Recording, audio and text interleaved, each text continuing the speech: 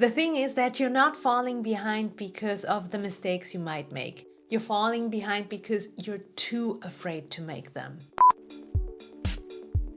So if you started your own business but you're overthinking on how to promote it, today's video is for you. We're going to talk about how to overcome self-doubt when promoting your business so you can jumpstart your content creation and finally be seen as the expert you already are.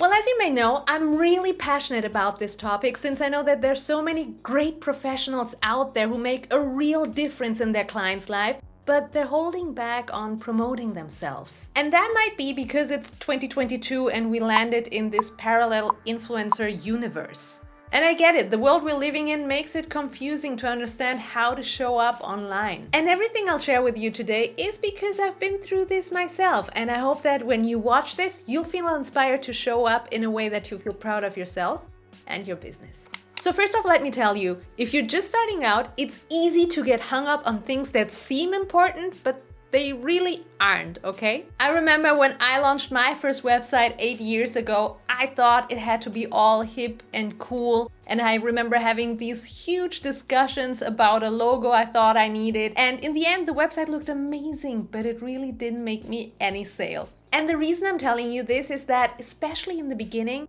you might not really know what works. And because you don't know what works, you might end up in this spiral where nothing really feels good enough. At the same time, you might feel that anything you put out there represents such a huge part of yourself, it might be hard to even imagine pushing that publishing button.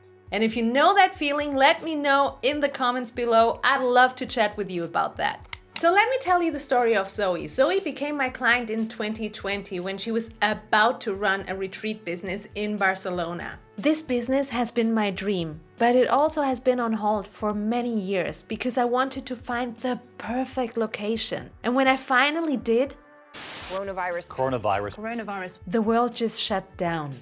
So when I asked her if she could take that offer online, she explained to me that there simply wasn't enough community built around the business. And because she was holding back for such a long time, she was lacking information about her ideal client. So let me ask you, how many of your ideas have lost momentum because you first wanted to get something just right? The thing is that you're not falling behind because of the mistakes you might make. You're falling behind because you're too afraid to make them. But as I told you, you're not alone. I've been a big overthinker for the majority of my life. And the way I got over it is really to think about self-doubt from a designer's perspective or a design thinking perspective. I personally like to call it a designer's perspective. Let me explain.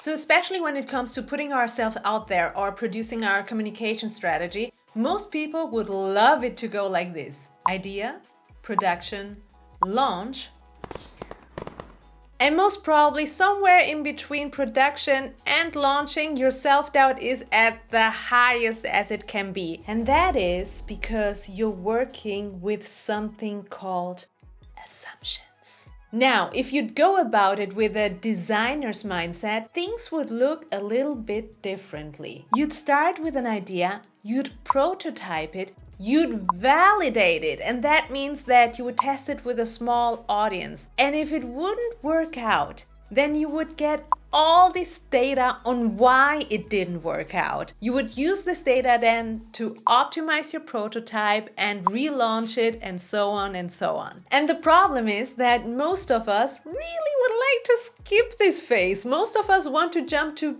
being successful right away. But the thing is that, and I know it sounds a little bit cheesy, success isn't really a destination.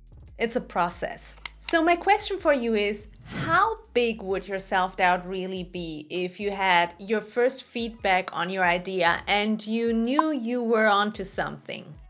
So if you look at self-doubt from a designer's perspective, you could find that it's really just a set of missing data. It's the absence of proof that you can achieve what you're imagining. So next time you're overthinking how to promote yourself and your business, don't focus on the end result. Focus on the question, how can I validate my idea fast?